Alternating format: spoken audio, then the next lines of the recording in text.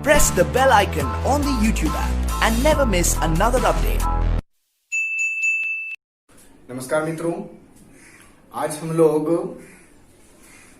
हिंदी माध्यम क्लास 10 के विद्यार्थियों को मैथमेटिक्स सीखने का बहुत ही सुनहरा अवसर है। आप लोगों को मैं विश्वास दिलाता हूं कि आप लोग ध्यान से देखेंगे और बहुत ही अच्छी तरह से हमारे वीडियो के माध्यम से सीखने का प्रयास करेंगे, क्योंकि बहुत सारे हिंदी माध्यम वाले ऐसे विद्यार्थीगण हैं जो ट्यूशन नहीं करते हैं और अभी इस लॉकडाउन का ड्यूरेशन चल रहा है जिसमें स्कूल भी नहीं जा रहे हैं। बहुत सारे लोग मैंने बहुत प्रॉब्लम का सामना करना पड़ रहा है। ज्यादातर इसमें गरीब विद्यार्थीगण जो है वो अधिकतर परेशानियों का सामना कर रहे हैं। वो पढ़ना चाह रहे हैं फिर भी नहीं पढ़ पा रहे हैं। कारण उसके साथ क्योंकि स्कूल रहता था तो स्कूल की सहायता से वो पढ़ लेता था और उसके पास उतने पैसे की आर्थिक स्थिति ठीक है नहीं, जिससे वो अपना पढ़ाई ट्यूशन वगैरह जाकर के पढ़ सके। इसीलिए मैं दोस्तों आप सभी को विश्वास दिलाता हूं कि आप लोग मेरे चैनल को देखिए। मैं प्रतिदिन आपको वीडियो दूंगा और बहुत ही विश्वास के साथ मैं बोलता हूं कि बहुत ही अच्छा वीडियो होगा। एकदम लगेगा क्या कि हम लोग जो है एकदम पूरा फैमिलियर पढ़ाई कर रहे हैं, ठीक है। इसीलिए मैं आपको ये विश्वास के साथ कह रहा हूं कि आप लोग अच्छे से पढ़ेंगे हमारे वीडियो के थ्रू और इसे आगे बढ़ाएंगे और अपने दोस्तों को भी इससे जुड़ने के लिए बोलेंगे। धन्यवाद। तो आज सबसे पहले हम लोग एनसीईआरटी अध्याय 1 वास्तविक संख्याएं के बारे में पढ़ रहे हैं, ठीक है। तो सबसे पहले हम लोग देखेंगे कि आज वास्तविक संख्याएं आखिर में है क्या। वास्तविक संख्याएं आखिर में है क्या, ठीक है। तो देखिए सबसे पहले हम लोग वास्तविक संख्याओं का शुरुआत जो है हम लोग करते हैं पहले प्राकृत संख्या से। प्राकृत संख्या क्या है? प्राकृत संख्या क्या है? नेचुरल नंबर इसको इंग्लिश में बोला जाता है, ठीक है। प्राकृत संख्या तो याद रहे, जो गिनती का जो टर्म होता है ना, जैसे हमारा हो गया 1 2 3 4 5 6 7 डॉट डॉट डॉट डॉट, इसी तरह से एकदम अनगिनत अनंत तक इन्फिनिटी तक चलते रहेगा, ठीक है। तो इसी को हम लोग बोलते हैं प्राकृत संख्या, समझे ना। प्राकृत संख्या बोलते हैं। तो ये हो गया हमारा प्राकृत संख्या। फिर होता है पूर्ण संख्या, एक होता है पूर्ण संख्या। तो पूर्ण संख्या हमारा हो गया क्या, बस प्राकृत संख्या का जो परिवार है उसके सामने हम लोग 0 लगा देंगे सिर्फ, ठीक है। प्राकृत संख्या के परिवार में 0 को अगर शामिल कर लिया जाए तो वो हो जाएगा हमारा पूर्ण संख्या, ठीक है। जैसे यहाँ 1 से स्टार्ट हुआ है तो ये हो जाएगा क्या 0 1 2 3 अप टू इंफिनिटी, अनंत तक, ठीक है। तो इसे हम लोग पूर्ण संख्या कहेंगे। ऐसे ही आएगा हमारा पूर्णांक आएगा, है ना। पूर्णांक आएगा तो पूर्णांक हम लोग किसको कहेंगे, जो एक हमारा नंबर लाइन है ना, जो संख्या रेखा पर जो नंबर होते हैं, जैसे उसमें संख्या रेखा पे पॉजिटिव भी होते हैं, नेगेटिव भी होते हैं, धनात्मक भी होता है और ऋणात्मक भी होता है। जैसे 1 हो गया, 2 हो गया, 3 हो गया, 4 हो गया, -1 -2 -3, ये सब क्या है हमारा, तो पूर्णांक है, समझे ना। ये सभी हमारा क्या है, तो पूर्णांक है। फिर आपका आते हैं हम लोग परिमेय संख्या। फिर होता है परिमेय संख्या, ठीक है। तो परिमेय संख्या हम लोग किसको बोलेंगे, वैसा संख्या जो हम लोग P/Q के रूप में लिख सकते हैं। P/Q कहने का मतलब क्या, बट्टा के रूप में, मैंने बाई के रूप में हम लोग लिख सकते हैं, ठीक है।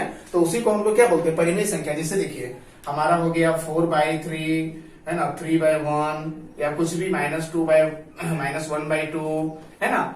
और जैसे ये 2 हो गया, ये सब परिमेय संख्या। क्यों, क्योंकि 1 है, तो ये सब परिमेय संख्या है, ठीक है। फिर आते हम लोग अपरिमेय संख्याएं। अपरिमेय संख्या, ठीक है, जिसका कंप्लीटली रूट जो है ना रूट जो है वो कंप्लीटली नहीं कटता है, ठीक है।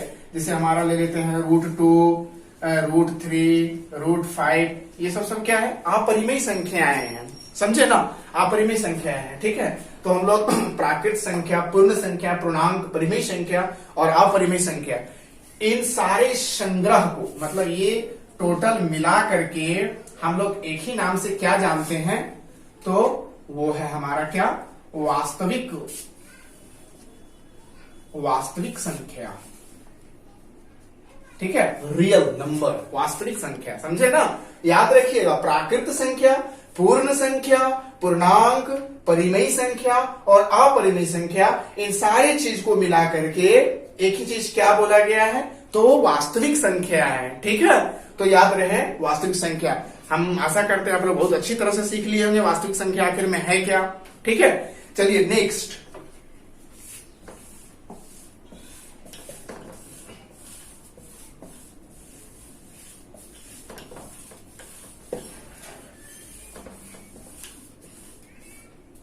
देखिए क्लास 10 में जो है, क्लास 10th में हम लोगों को पढ़ना है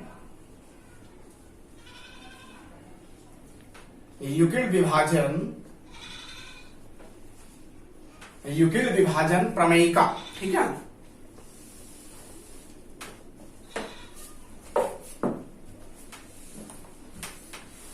यूक्लिड विभाजन प्रमेयिका। देखिए सबसे पहले हम लोग ये जानते हैं कि यूक्लिड जो है ना, माने यूक्लिड वो ज्योमेट्री का फादर भी है, ठीक है। ज्योमेट्री का पिता जो है, जनक, इन्हीं को कहा गया है, यूक्लिड साहब को, ठीक है। तो उन्हीं के नाम पे है ये क्या, यूक्लिड विभाजन प्रमेयिका। ये प्रमेयिका क्या है, प्रमेयिका, तो प्रमेयिका, ये प्रमेयिका जो है ना एक प्रूवन स्टेटमेंट है जो प्रूव किया गया है, और उसकी सहायता से हम लोग अदर्स क्वेश्चन को, मतलब दूसरे क्वेश्चन को जो है ना बनाते हैं, ठीक है। तो वही हमारा क्या है, यूक्लिड विभाजन प्रमेयिका, उसी को हम लोग बोलते हैं प्रमेयिका, ठीक है। तो यूक्लिड साहब जो है,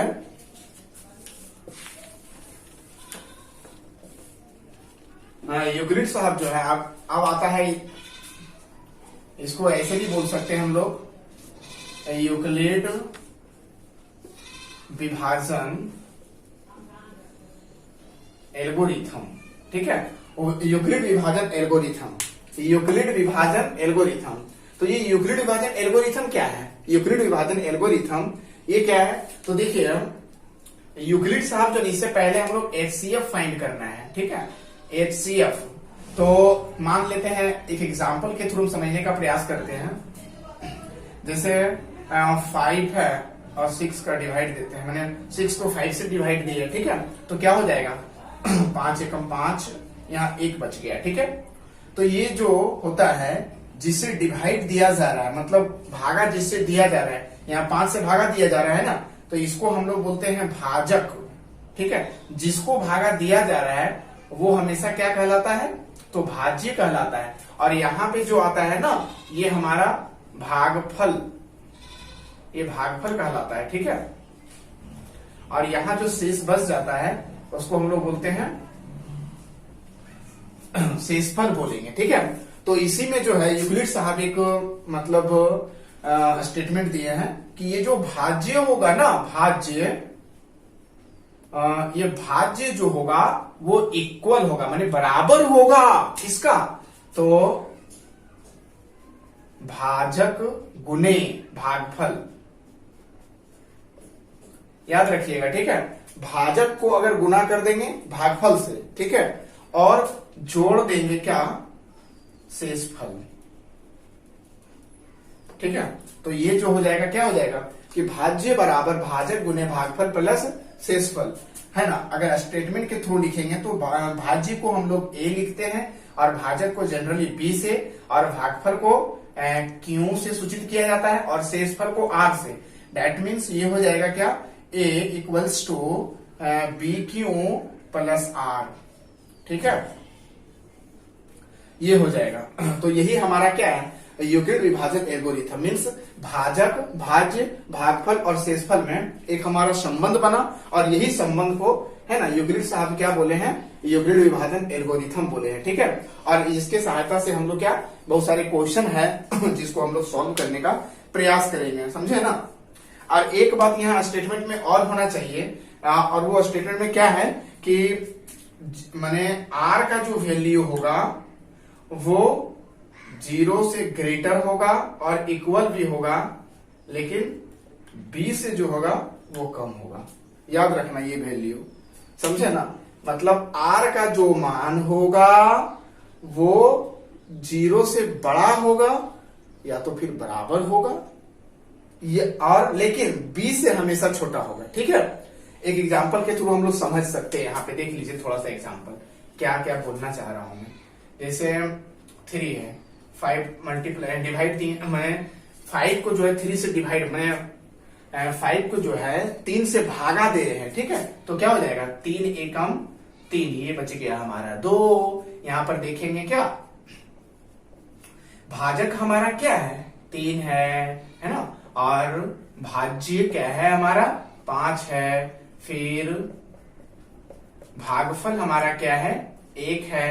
फिर शेषफल क्या है 2 है। तो यहां हम देखेंगे भाजक को हम लोग क्या बोले हैं, भाजक को बी बोले, और भाज्य को जो है ए बोले, और हमारा भागफल को क्यों बोले, और इसको आर बोले, ठीक है। इसको क्यों है ना, और इसको आर बोले, ठीक है। तो यहाँ जो आर का जो वैल्यू होगा वो बी से जो है ना हमेशा बी से हमेशा कम होगा, ठीक है। आर का जो वैल्यू होगा बी से हमेशा कम होगा। देख लीजिए यहाँ पे कंडीशन में हमेशा कम होगा। और यहाँ देखिए जैसे मान लेते हैं हम लेकिन एक बात ये भी है कि बी से कम होगा लेकिन 0 भी हो सकता है, माने आर का वैल्यू 0 भी हो सकता है और बी से कम, लेकिन बी से ज्यादा नहीं होगा, ठीक है। जैसे देखो ना यहाँ एक बार और अगर हम डिवाइड करें, जैसे मान लीजिए इसको डिवाइड करते हैं, क्या हो जाएगा 3 एकम 3, ये हो गया 2। फिर अगर करते हैं तो यहाँ हो जाएगा 3, फिर 2 एकम 2, यहाँ 1 बच गया। फिर यहाँ देखिए 2 और 2 एक मैंने 1 दूनी 2, ये कट गया पूरा। तो यहाँ कट गया मतलब क्या, ये 0 आ गया, ठीक है। तो यहाँ देखिए ये हमारा बी हो गया, ये भी हमारा बी हो गया, और ये भी हमारा क्या हो गया बी हो गया। बी नहीं, ये रिमाइंडर हो गया आर, ठीक है। तो देखिए यहाँ क्या है कि यहाँ देखिए ये बी जो है, यहाँ वाला बी जो है, ये डिवाइड के लिए अगर देखा, ये भागा के लिए अगर देखा जाए तो बी यहाँ 2 है, बी माने भाजक 2 है, और ये शेषफल क्या है 1 है, मैंने कम आया कि नहीं। फिर अगर ये भागा के लिए अगर देखा जाए तो यहाँ देखिए ये हमारा भाजक क्या है 1 है, लेकिन शेषफल क्या है 0 है। मतलब कहने का मतलब क्या कि भाजक जो है ना, भाजक हमेशा अधिक आ रहा है किससे, शेषफल से। याद रखिएगा ये बात, भाजक जो है वो हमेशा शेषफल से कम आ रहा है। यहाँ कंडीशन में हम देख रहे हैं, ठीक है। तो इसीलिए इस कंडीशन का मतलब क्या हुआ कि आर का जो वैल्यू होगा वो हमेशा बी से छोटा होगा। बी कहने का मतलब भाजक से छोटा होगा, समझे ना। यही बात, इसी बात का जिक्र यूक्लिड साहब किए थे, ठीक है ना। और इसी को बोला जाता है यूक्लिड विभाजन algorithm. Clear? So thank you for watching.